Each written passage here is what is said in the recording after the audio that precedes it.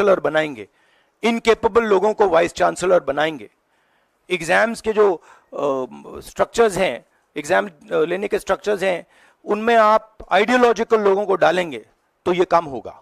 ये इसका सबसे बड़ा कारण BJP and its parent organisation ने जो कैप्चर किया है ये है। और अगर आप कल्प्रिट ढूंढना चाहते हैं तो मैं आपको बताता हूं, जिन लोगों ने हिंदुस्तान के इंस्टीट्यूशंस को डिस्ट्रॉय किया है, जो पहले ऑब्जेक्टिव हुआ करते थे, इम्पार्शल हुआ करते थे, वो आज इम्पार्शल नहीं है, ऑब्जेक्टिव नहीं है, आइडियोलॉजिकल बना दिए गए हैं और मीडियोकर लोगों को इन इंस्टीट्यूशंस में बैठा दिया गया है। इसका मेन कारण यह है, और इसका आप एपिसेंटर देखिए, पूरा देश जानता है, युवाओं आप सब जानते हो कि इसका पहले एपिसेंटर मध्य प्रदेश हुआ करता था, वहां पे 40-50 लोगों की हत्या हुई थी, ये तब शुरू हुआ था। आप जानते हो कि गुजरात में, उत्तर प्रदेश में और मध्य प्रदेश में इन चीजों का एपिसेंटर है।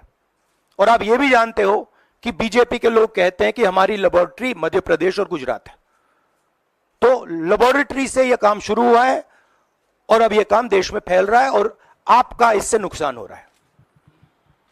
जब तक यह रिवर्स नहीं किया जाएगा, जब तक हिंदुस्तान के इंस्टीट्यूशंस इनके हाथों से नहीं छीने जाएंगे और इफेक्टिव, ऑनेस्ट, इम्पार्शियल लोगों के हाथ में नहीं जाएंगे, तब तक ये होता रहेगा। और मैं आपको बता रहा हूं, जब तक बीजेपी रहेगी ये बढ़ता जाएगा।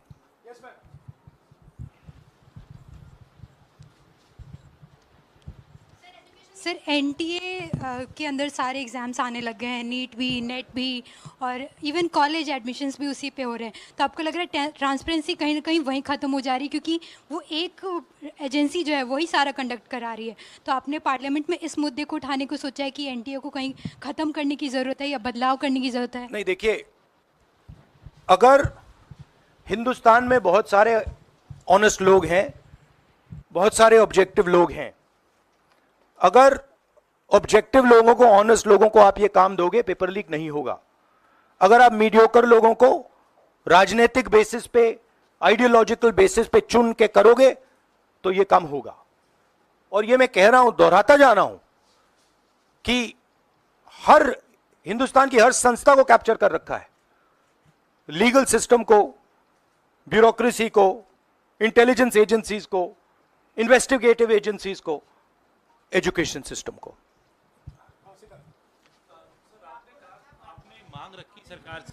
आपने अपनी मांगे रखी हैं सरकार से, लेकिन सरकार के पक्ष पहले ही सामने आ गया। एनटीए को जो एनटीए है एजेंसी, उसको क्लीन चिट एक तरीके से एचआरडी मिनिस्टर ने पहले ही दे दी है। तो सरकार का तो कहीं ना कहीं पक्ष साफ दिखाई देता है। आगे आप लोग कैसे जाएंगे? उनकी क्रेडिबिलिटी इन बातों में है ही नहीं। वो क्लीन चिट दें उसका कोई मतलब ही नहीं है, उनकी जीरो क्रेडिबिलिटी है। सब लोग जानते हैं कि एपिसेंटर मध्य प्रदेश, गुजरात एंड उत्तर प्रदेश। सबसे ज्यादा मेरी यात्राओं में सबसे ज्यादा पेपर लीक की बात यहीं आई थी, उत्तर प्रदेश में आई थी, मध्य प्रदेश में आई थी।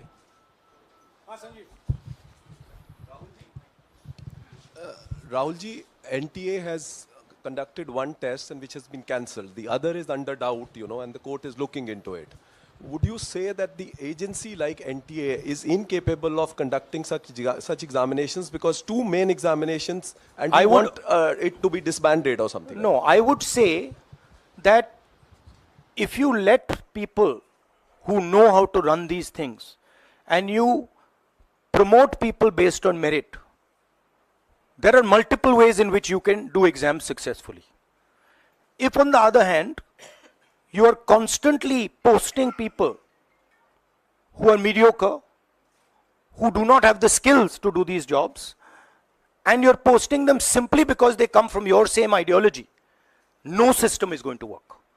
You can change whatever system you want. If the people who are being put into that system are mediocre and being put in for the wrong reasons, it is never going to work. Sir, last question. Sir, NEET, specifically on NEET examination, there is of course an investigation that is going on, but the scheduled counseling session is not been delayed. It is going to happen as per schedule. So do you think that this is a mere eyewash when it comes to the investigation, saying that investigation bhi ho rahi hai, but then they are not delaying the Look, session? they can eyewash whatever they want, but they are going to get such pressure from the opposition that they're going to think twice about whatever they're doing. Because we are not going to allow this type of activity to be done as far as our students are concerned. Our students sit there, they work, they spend months, they dream about these exams for years, they spend huge amount of money. So the opposition is simply not going to allow any of this eyewash that is taking place. We will make sure that we put so much pressure on them that this issue is resolved. Okay, Jailendra, last question. Sir, Jailendra, jaldi.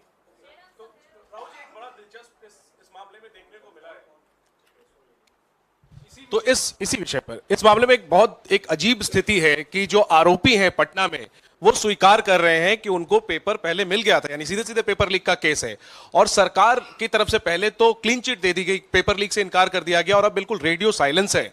Net cancel हो गया, NEET पर अभी भी स्थिति साफ नहीं है। तो ये जो स्थिति है, आरोपी कह रहे हैं पेपर लीक हुआ, मंत्री कह रहे हैं नहीं हुआ, इस पर आप क्या सोचते हैं? और नो कॉन्फिडेंस मोशन पार्लियामेंट में आप लोग लाने की कोशिश करेंगे? Silence is because Prime Minister is crippled. Right now, Prime Minister's main agenda is the Speaker. So he's not bothered about NEET, he's not bothered about all these things. He's bothered about कि भैया मेरी सरकार निकल जाए यहाँ से और मेरा Speaker बन जाए.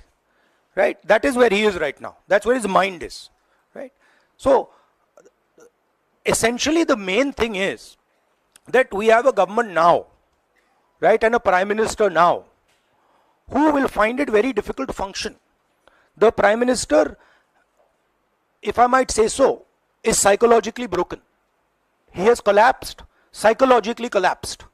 And he will struggle, knowing his personality, he will struggle to run a government like this. Because his entire sense of running a government, the idea of running a government, Mr. Modi's idea is to generate fear in people, to frighten people, to make people not speak. You're aware of that. Now what has happened is people are not scared of him. And you saw the other day, I think somebody in Varanasi itself threw a chappal on his car. Right? So it's very clear. The basic concept of Modi has been destroyed in this election. If we were faced with if right now you had a Vajpayee ji or a Manmohan Singh ji, they might be able to survive what they are faced with. Because there is humility, there is conciliation, there is respect. But Narendra Modi does not believe in any of these things. Narendra Modi believes my way or the highway. And now suddenly is found that earlier there were Congress people who were not scared of him. Now nobody in the country is scared of him. Right? So psychologically it's almost a fatal blow for the Prime Minister. And he's going to really struggle. And of course, now we have a stronger opposition. So, it's going to be interesting and quite a lot of fun. Thank you. देखिए क्या हुआ, आपने जो नरेंद्र मोदी जी का जो concept था और वो गुजरात में शुरू हुआ था, गुजरात से वो गुजरात मॉडल फिर वो नेशनल लेवल पे लाए। कॉन्सेप्ट क्या था? कॉन्सेप्ट था मार्केटिंग, हजारों करोड़ रुपए की मार्केटिंग और डर, एजेंसी का डर, मीडिया का डर, सरकार का डर। अब हुआ क्या? अब देश में कोई उनसे डरता ही नहीं है। मतलब एक तरीके से रिडिक्यूल करते हैं।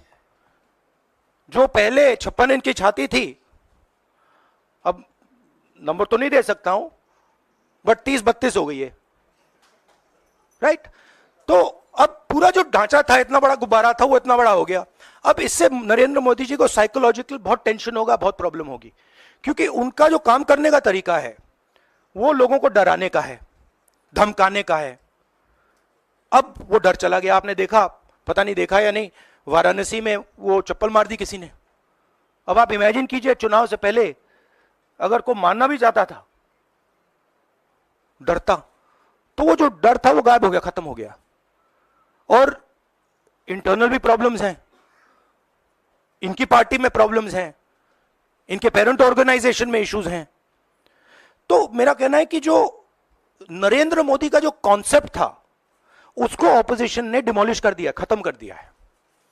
उसको आप 56 इंच की छाती कहें, उसको आप डर कहें, उसको आप मतलब जो बिग नरेंद्र मोदी जी की जो इमेज थी उसको फाड़ दिया हमने।